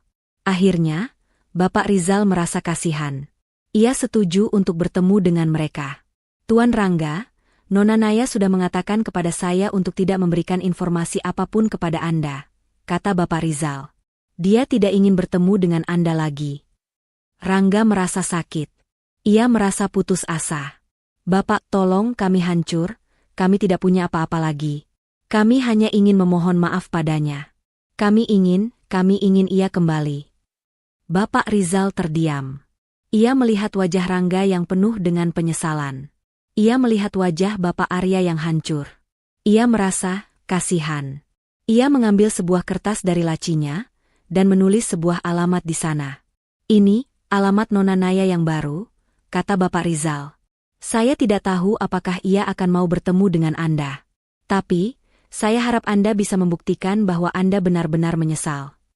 Rangga dan Bapak Arya merasa lega. Mereka berterima kasih kepada Bapak Rizal, dan segera pergi. Mereka melihat alamat itu, dan mereka tidak bisa percaya. Alamat itu adalah sebuah rumah sederhana di pinggir kota. Rumah yang tidak lebih dari sebuah gubuk.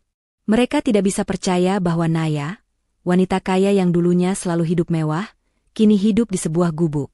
Pintu itu tertutup dengan suara pelan namun tegas, bagaikan palu godam yang menghantam harapan terakhir keluarga Rangga. Mereka hanya bisa terdiam, mematung di depan rumah Naya yang sederhana, di bawah tatapan warga sekitar yang penuh rasa ingin tahu dan cibiran. Mereka tidak punya siapa-siapa lagi, tidak punya tempat tujuan, tidak punya uang, dan yang paling menyakitkan, mereka telah kehilangan satu-satunya orang yang pernah mereka sakiti, yang mungkin bisa menyelamatkan mereka. Rangga berdiri tegak kembali, lututnya yang lemas seolah menolak untuk menopang beban penyesalan. Ia menatap ke pintu yang tertutup rapat itu, mata tajamnya dipenuhi dengan campuran kekosongan dan kekalahan. Ia tidak bisa menyalahkan Naya. Setiap kata yang keluar dari bibir Naya tadi, adalah cerminan dari setiap kebohongan dan kekejaman yang pernah mereka lakukan. Mengembalikan? Kalian tidak akan pernah bisa mengembalikan apapun. Kata-kata itu terus terngiang di kepalanya. Naya tidak hanya membalas dendam dengan menghancurkan mereka secara finansial, tetapi juga secara emosional. Ia telah membuktikan bahwa kebahagiaan sejati tidak bisa dibeli dengan uang, dan ia telah mencabut akar-akar yang menghubungkan mereka dengan masa lalu. Ibu Rahma dan Bapak Arya saling berpandangan. Rasa malu yang membakar lebih perih daripada api. Mereka, yang dulunya selalu sombong dan angkuh, kini harus berdiri di depan pintu rumah yang bahkan tidak layak mereka singgahi.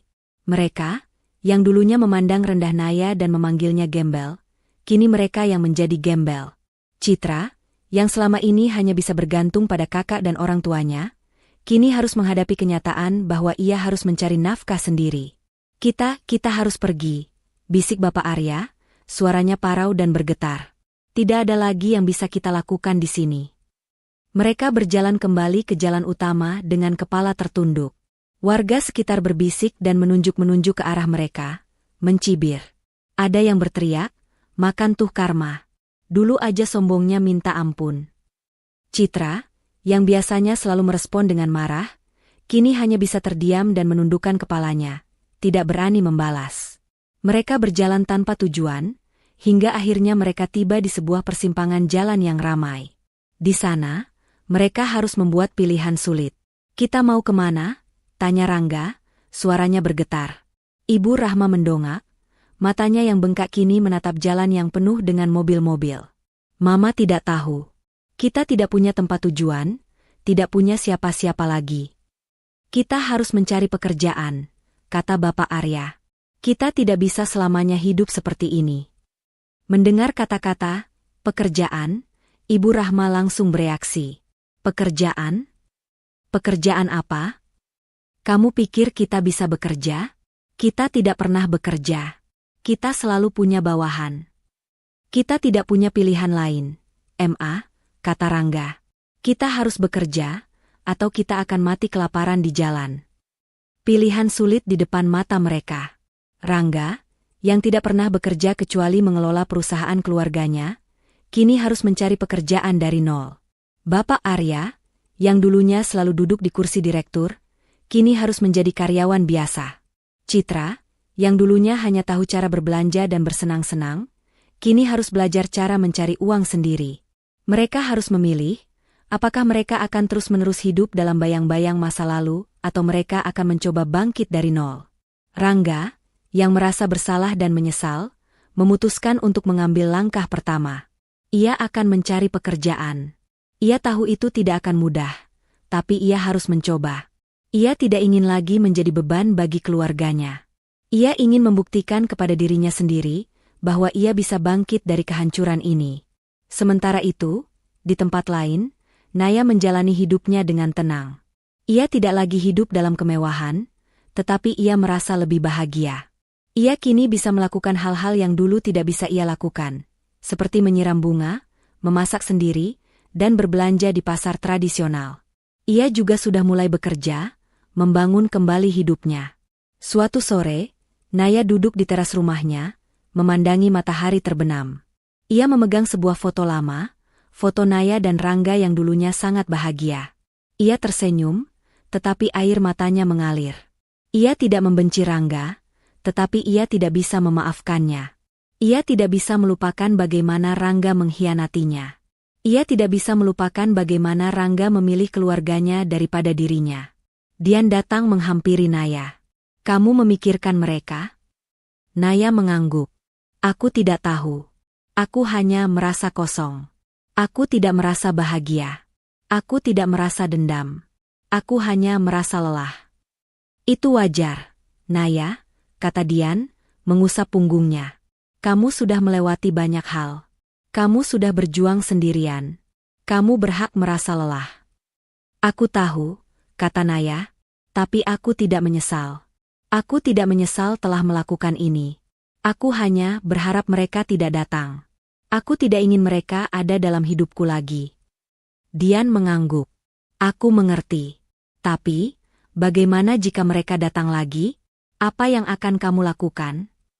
Naya terdiam. Ia tahu, ia harus membuat pilihan sulit. Ia harus memutuskan apakah ia akan memaafkan mereka, atau ia akan membiarkan mereka hidup dalam penderitaan.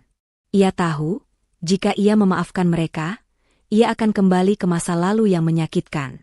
Tetapi jika ia tidak memaafkan mereka, ia akan selamanya hidup dalam kehampaan. Naya tidak tahu harus memilih apa. Ia hanya bisa berdoa agar ia bisa menemukan jalan keluar dari semua ini. Di jalan, keluarga Rangga berpisah. Bapak Arya dan Ibu Rahma pergi ke sebuah tempat pengungsian sementara Rangga dan Citra pergi mencari pekerjaan. Rangga mencoba melamar sebagai sopir taksi, tapi ia ditolak karena ia tidak punya SIM. Citra mencoba melamar sebagai kasir, tapi ia ditolak karena ia tidak punya pengalaman. Mereka akhirnya menyadari bahwa hidup itu tidak mudah. Malam itu, mereka berkumpul di sebuah taman. Mereka duduk di bangku, menatap langit yang penuh bintang. Mereka tidak bisa tidur. Mereka tidak bisa makan. Mereka hanya bisa memikirkan hidup mereka yang hancur. "Aku tidak bisa, Pak," kata Citra, menangis. "Aku tidak bisa hidup seperti ini. Aku mau pulang." Bapak Arya memeluknya. "Sabar, Nak. Kita harus kuat. Kita harus berjuang. Kita tidak boleh menyerah." Rangga tidak berkata-kata. Ia hanya bisa menatap langit. Ia tahu, ia pantas mendapatkan ini.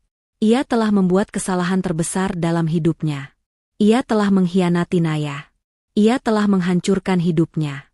Ia hanya bisa berharap bahwa suatu hari nanti, ia bisa menebus kesalahannya. Sementara itu, di sebuah rumah sederhana, Naya tidur dengan tenang. Ia tidak lagi memikirkan masa lalunya. Ia tidak lagi memikirkan dendamnya. Ia hanya ingin hidup. Ia ingin hidup dengan tenang, tanpa ada yang mengganggunya. Ia tidak ingin kembali ke masa lalu. Ia tidak ingin kembali ke masa lalunya yang menyakitkan. Ia hanya ingin masa depan yang cerah. Pagi itu, mentari seolah menyambut Naya dengan sinarnya yang hangat, menembus jendela kamarnya yang sederhana. Rasa lelah yang sempat menyelimuti hatinya kini berganti dengan tekad yang membara. Setelah malam yang penuh kegalauan, Naya akhirnya mengambil keputusan.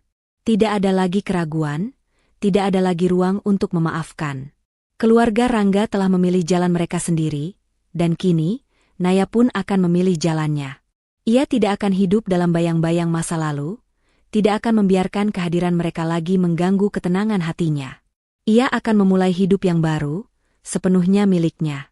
Naya bangkit dari tempat tidur, semangat baru terpancar dari wajahnya. Ia segera mandi dan mengenakan pakaian kerjanya, yang sederhana namun rapi. Pagi ini, ia tidak akan lagi menangis atau merasa lelah. Pagi ini adalah awal dari segalanya. "Aku akan kembali ke kantor, Dian," kata Naya saat sarapan. "Aku sudah memikirkan semuanya. Aku akan fokus pada pekerjaanku, dan aku akan membangun bisnisku sendiri. Aku tidak ingin ada lagi yang bisa mengendalikan hidupku." Dian tersenyum, bangga. "Aku tahu kamu bisa, Naya. Kamu wanita yang kuat. Kamu sudah melewati badai terberat dalam hidupmu, dan sekarang saatnya kamu memetik bunga-bunganya." Naya mengangguk. Ia tidak tahu seberapa sulit jalan yang akan ia tempuh, tetapi ia tidak takut.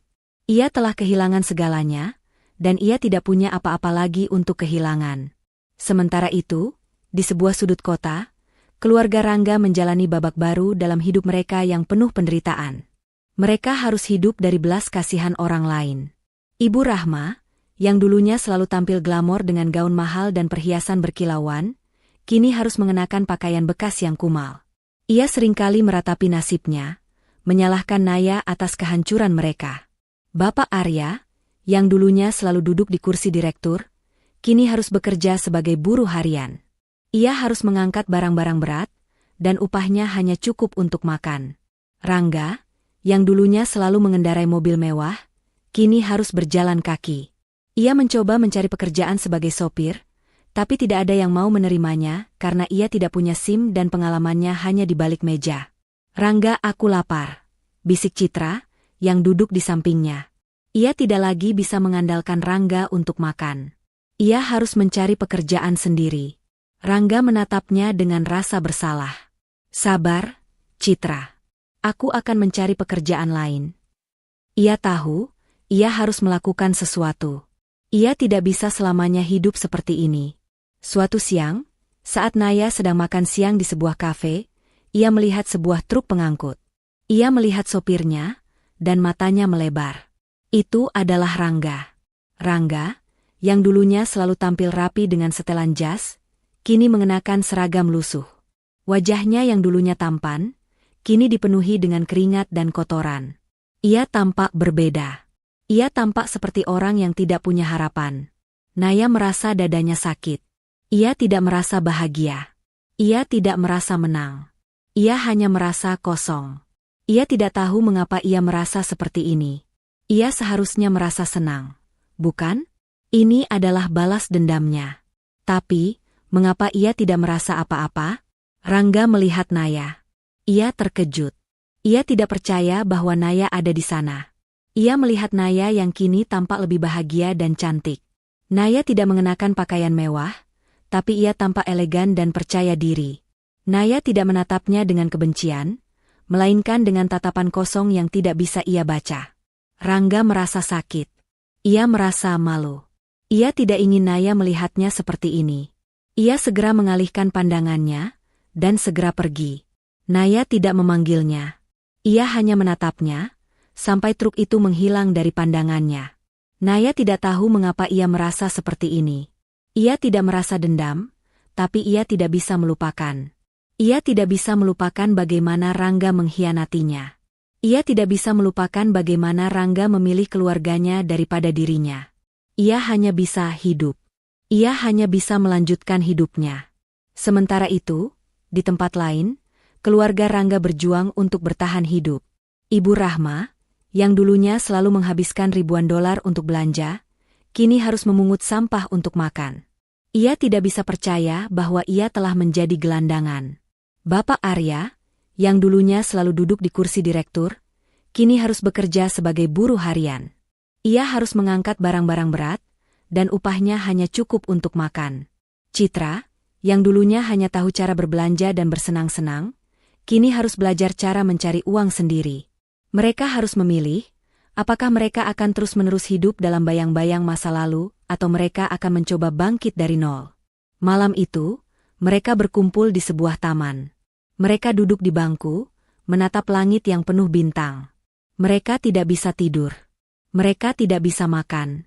Mereka hanya bisa memikirkan hidup mereka yang hancur. Aku tidak bisa, Pak, kata Citra, menangis.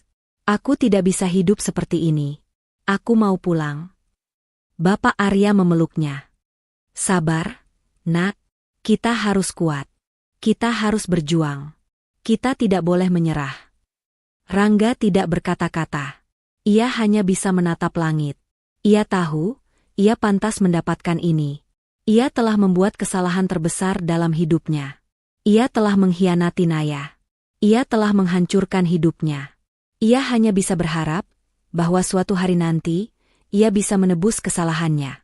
Keesokan harinya, Rangga dan Citra pergi mencari pekerjaan. Rangga mencoba melamar sebagai sopir taksi, tapi ia ditolak karena ia tidak punya SIM. Citra mencoba melamar sebagai kasir, tapi ia ditolak karena ia tidak punya pengalaman. Mereka akhirnya menyadari bahwa hidup itu tidak mudah. Mereka kembali ke taman, dan mereka melihat Bapak Arya dan Ibu Rahma sedang makan sisa makanan dari tempat sampah. Rangga dan Citra merasa malu. Mereka tidak bisa percaya bahwa orang tua mereka telah menjadi gelandangan. Pak, kata Rangga, suaranya bergetar. Ibu Rahma dan Bapak Arya menoleh. Mereka melihat Rangga dan Citra, dan mereka merasa malu. Mereka tidak ingin anak-anak mereka melihat mereka seperti ini. Maafkan kami, Nak, kata Bapak Arya, suaranya parau. Kami tidak bisa melakukan apapun. Rangga dan Citra menangis. Mereka tidak bisa percaya bahwa keluarga mereka telah hancur.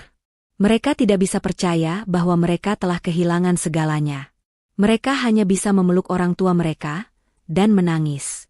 Sementara itu, Naya menjalani hidupnya dengan tenang. Ia tidak lagi memikirkan masa lalunya. Ia tidak lagi memikirkan dendamnya. Ia hanya ingin hidup. Ia ingin hidup dengan tenang, tanpa ada yang mengganggunya. Ia tidak ingin kembali ke masa lalu. Ia tidak ingin kembali ke masa lalunya yang menyakitkan. Ia hanya ingin masa depan yang cerah. Naya kini telah sukses. Ia memiliki bisnisnya sendiri, dan ia bisa membeli apapun yang ia mau. Tapi ia tidak merasa bahagia. Ia tidak merasa menang. Ia hanya merasa hampa. Ia tahu, ia tidak akan pernah bisa kembali ke masa lalu. Ia tidak akan pernah bisa kembali ke masa lalunya yang bahagia. Ia hanya bisa melanjutkan hidupnya. Malam itu, dinginnya udara tidak sebanding dengan dinginnya hati yang mereka rasakan. Keluarga Rangga meringkuk di sebuah emperan toko, saling berdesakan, mencoba berbagi kehangatan. Keangkuhan dan kesombongan yang dulu memenuhi diri mereka kini luruh, digantikan oleh keputusasaan dan penyesalan yang mendalam. Mereka tidak lagi memikirkan kemewahan, tidak lagi peduli dengan status sosial. Satu-satunya hal yang mereka pikirkan adalah bagaimana mendapatkan makanan untuk hari esok, dan yang paling penting, bagaimana menemukan Naya untuk memohon maaf. "Ini semua salahku," bisik Ibu Rahma, air matanya membasahi pipi. Ia memeluk lututnya, tubuhnya gemetar. "Seandainya aku tidak serakah, seandainya aku tidak pernah mengusirnya." Bapak Arya menghela napas berat, wajahnya keriput, mencerminkan beban yang luar biasa. "Sudah, Bu. Jangan salahkan dirimu sendiri. Ini adalah karma yang harus kita bayar." Citra, yang biasanya selalu merengek, kini hanya terdiam.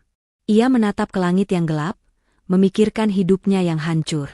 Ia tidak pernah berpikir bahwa ia akan berakhir seperti ini. Ia tidak pernah berpikir bahwa ia akan kehilangan segalanya. Rangga, yang duduk di samping mereka, tidak berkata-kata. Ia hanya bisa menatap ke bawah, membiarkan rambutnya menutupi wajahnya. Ia tidak bisa memaafkan dirinya sendiri. Ia telah mengkhianati Naya, wanita yang dulu mencintainya dengan tulus. Ia telah memilih keluarganya, yang pada akhirnya malah menghancurkannya. Ia tahu, ia pantas mendapatkan semua ini. Pagi itu, mereka terbangun dengan tubuh yang sakit dan perut yang kosong. Mereka tidak punya pilihan lain selain pergi mencari pekerjaan. Mereka pergi ke sebuah pabrik, tapi tidak ada yang mau menerima mereka. Mereka pergi ke sebuah restoran, tapi mereka ditolak karena tidak punya pengalaman. Mereka menyadari bahwa hidup itu tidak mudah. "Kita tidak bisa begini terus," kata Rangga dengan suara serak. Ia mendongak, matanya yang merah dan bengkak menatap orang tuanya. "Kita harus mencari Naya. Kita harus memohon maaf padanya. Bukan untuk meminta uang, tapi untuk menunjukkan bahwa kita benar-benar menyesal." Ibu Rahma dan Bapak Arya mengangguk.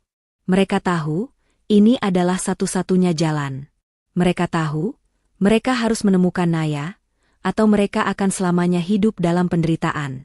Mereka berjalan kaki, dari satu tempat ke tempat lain, bertanya pada setiap orang yang mereka temui.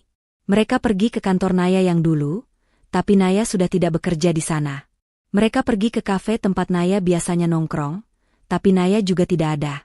Mereka tidak tahu harus mencari Naya di mana. Rangga merasa putus asa. Ia merasa lelah. Ia ingin menyerah. Tetapi, ia tidak bisa. Ia tidak bisa melupakan bagaimana Naya memandangnya dengan tatapan kecewa. Ia tidak bisa melupakan kata-kata Naya yang terakhir. "Aku tidak akan kembali. Aku tidak akan memaafkan mereka." "Sabar, Nak. Kita harus kuat. Kita akan menemukannya," kata Bapak Arya, menguatkan putranya. Mereka akhirnya memutuskan untuk kembali ke bank, mencoba mencari tahu di mana Naya tinggal. Mereka mencoba berbicara dengan Bapak Rizal, tapi Bapak Rizal menolak untuk bertemu. Ia tahu, mereka hanya ingin meminta uang. Namun, Rangga tidak menyerah. Ia terus mencoba. Ia pergi ke bank setiap hari, memohon untuk bertemu dengan Bapak Rizal. Akhirnya, Bapak Rizal merasa kasihan. Ia setuju untuk bertemu dengan mereka. "Tuan Rangga, Nona Naya sudah mengatakan kepada saya untuk tidak memberikan informasi apapun kepada Anda," kata Bapak Rizal. "Dia tidak ingin bertemu dengan Anda lagi." Rangga merasa sakit. Ia merasa putus asa. "Bapak, tolong, kami hancur, kami tidak punya apa-apa lagi. Kami hanya ingin memohon maaf padanya. Kami ingin ia kembali." Bapak Rizal terdiam. Ia melihat wajah Rangga yang penuh dengan penyesalan. Ia melihat wajah Bapak Arya yang hancur. Ia merasa kasihan. Ia mengambil sebuah kertas dari lacinya, dan menulis sebuah alamat di sana. "Ini, alamat Nona Naya yang baru," kata Bapak Rizal. Saya tidak tahu apakah ia akan mau bertemu dengan Anda. Tapi, saya harap Anda bisa membuktikan bahwa Anda benar-benar menyesal. Rangga dan Bapak Arya merasa lega. Mereka berterima kasih kepada Bapak Rizal, dan segera pergi. Mereka melihat alamat itu, dan mereka tidak bisa percaya. Alamat itu adalah sebuah rumah mewah di pinggir kota. Rumah yang jauh lebih besar dan lebih megah dari rumah mereka yang dulu. Mereka tidak bisa percaya bahwa Naya, wanita yang dulunya hidup sederhana, kini hidup di sebuah istana. Mereka tiba di rumah itu, dan mereka melihat Naya sedang menyiram bunga. Naya tampak bahagia. Wajahnya bersinar, senyumnya tulus. Ia tidak tampak seperti wanita yang baru saja kehilangan segalanya. Ia tampak lebih cantik. Mereka merasa malu. Mereka tidak berani mendekat. Mereka hanya bisa berdiri di sana, menatap Naya. Naya melihat mereka, dan ia terkejut. Wajahnya yang dulunya tersenyum, kini menjadi datar. Matanya menjadi tajam. Kenapa kalian ada di sini?" tanya Naya, suaranya dingin. "Kalian tidak punya urusan lagi denganku." Rangga merasa lututnya lemas. Ia ambruk ke lantai, memohon. "Naya, tolong maafkan aku menyesal, aku tahu, aku telah membuat kesalahan terbesar dalam hidupku." Naya tidak menjawab. Ia hanya menatap mereka. Ia tidak merasa bahagia. Ia tidak merasa dendam. Ia hanya merasa hampa. Ia tidak ingin mereka kembali. Ia tidak ingin mereka ada di dalam hidupnya lagi. Ia hanya ingin sendirian. "Tolong beri kami kesempatan lagi," kata Bapak Arya. "Kami akan melakukan apapun. Kami akan mengembalikan semuanya padamu." Naya tersenyum. "Mengembalikan? Kalian tidak akan pernah bisa mengembalikan apapun. Kalian telah mengambil kebahagiaanku. Kalian telah menghancurkan hidupku. Kalian tidak akan pernah bisa mengembalikannya." Ia berbalik, dan masuk ke dalam rumah. Pintu itu tertutup, meninggalkan keluarga Rangga yang hancur di depan pintu. Mereka tidak punya apa-apa lagi. Mereka tidak punya siapa-siapa lagi. Mereka hanya punya penyesalan. Keluarga Rangga kembali ke jalan, rasa malu dan kekecewaan membayangi langkah mereka. Mereka kini menyadari bahwa apa yang mereka lakukan tidak bisa dimaafkan, dan apa yang mereka inginkan tidak akan pernah bisa kembali. Mereka melihat kembali ke rumah Naya, dan mereka tahu, Naya kini telah berada di tempat yang lebih baik. Tempat yang tidak akan pernah bisa mereka raih. Naya, di dalam rumahnya, berjalan ke jendela, dan melihat keluar. Ia melihat keluarga Rangga yang pergi dengan kepala tertunduk. Ia tidak merasa bahagia, ia tidak merasa menang. Ia hanya merasa kosong. Ia tidak tahu mengapa ia merasa seperti ini. Ia seharusnya merasa senang, bukan? Ini adalah balas dendamnya. Tapi, mengapa ia tidak merasa apa-apa? Ia duduk di sofa, dan memegang sebuah foto lama. Foto Naya dan Rangga. Ia tersenyum, tetapi air matanya mengalir. Ia tidak membenci Rangga, tetapi ia tidak bisa memaafkannya. Ia tidak bisa melupakan bagaimana Rangga mengkhianatinya. Ia tidak bisa melupakan bagaimana Rangga memilih keluarganya daripada dirinya. Ia hanya bisa hidup. Ia hanya bisa melanjutkan hidupnya. Di jalan, keluarga Rangga berpisah. Bapak Arya dan Ibu Rahma pergi ke sebuah tempat pengungsian sementara Rangga dan Citra pergi mencari pekerjaan. Rangga mencoba melamar sebagai sopir taksi, tapi ia ditolak karena ia tidak punya SIM. Citra mencoba melamar sebagai kasir, tapi ia ditolak karena ia tidak punya pengalaman. Mereka akhirnya menyadari bahwa hidup itu tidak mudah. Malam itu, mereka berkumpul di sebuah taman. Mereka duduk di bangku, menatap langit yang penuh bintang. Mereka tidak bisa tidur. Mereka tidak bisa makan. Mereka hanya bisa memikirkan hidup mereka yang hancur. "Aku tidak bisa, Pak," kata Citra, menangis. "Aku tidak bisa hidup seperti ini. Aku mau pulang." Bapak Arya memeluknya. "Sabar, Nak. Kita harus kuat. Kita harus berjuang. Kita tidak boleh menyerah." Rangga tidak berkata-kata. Ia hanya bisa menatap langit. Ia tahu, ia pantas mendapatkan ini. Ia telah membuat kesalahan terbesar dalam hidupnya. Ia telah mengkhianati Naya. Ia telah menghancurkan hidupnya. Ia hanya bisa berharap bahwa suatu hari nanti, ia bisa menebus kesalahannya. Keesokan harinya, Rangga dan Citra pergi mencari pekerjaan. Rangga mencoba melamar sebagai sopir taksi, tapi ia ditolak karena ia tidak punya SIM. Citra mencoba melamar sebagai kasir, tapi ia ditolak karena ia tidak punya pengalaman. Mereka akhirnya menyadari bahwa hidup itu tidak mudah. Mereka kembali ke taman, dan mereka melihat Bapak Arya dan Ibu Rahma sedang makan sisa makanan dari tempat sampah. Rangga dan Citra merasa malu. Mereka tidak bisa percaya bahwa orang tua mereka telah menjadi gelandangan. Pak, kata Rangga, suaranya bergetar. Ibu Rahma dan Bapak Arya menoleh. Mereka melihat Rangga dan Citra, dan mereka merasa malu. Mereka tidak ingin anak-anak mereka melihat mereka seperti ini. Maafkan kami, Nak, kata Bapak Arya, suaranya parau. Kami tidak bisa melakukan apapun. Rangga dan Citra menangis. Mereka tidak bisa percaya bahwa keluarga mereka telah hancur. Mereka tidak bisa percaya bahwa mereka telah kehilangan segalanya. Mereka hanya bisa memeluk orang tua mereka, dan menangis. Pagi itu, langit Jakarta tampak cerah, seolah ikut merayakan babak baru dalam kehidupan Naya. Di teras rumahnya yang megah, ia menikmati secangkir teh hangat sambil membaca laporan keuangan perusahaannya. Perusahaannya berkembang pesat, dan ia kini menjadi salah satu pengusaha muda yang paling sukses. Namun, kesuksesan itu tidak membuat Naya sombong. Ia tetap menjadi Naya yang dulu, yang sederhana dan rendah hati, hanya saja dengan kebijaksanaan yang lebih matang.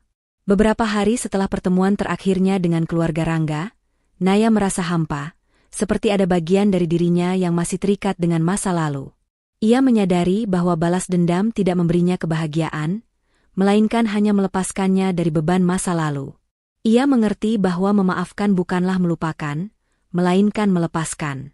Ia tidak akan memaafkan mereka, tapi ia akan melepaskan mereka. Ia tidak akan lagi membiarkan mereka mengganggu hidupnya.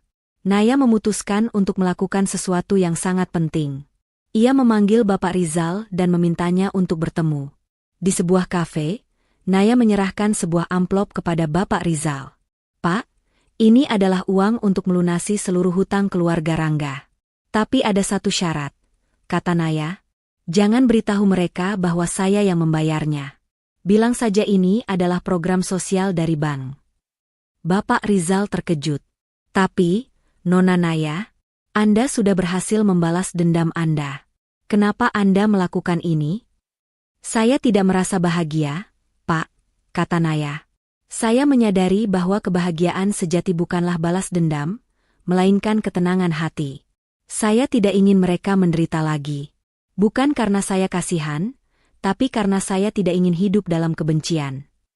Bapak Rizal mengangguk, mengerti. Ia berjanji akan melakukan apa yang diminta Naya.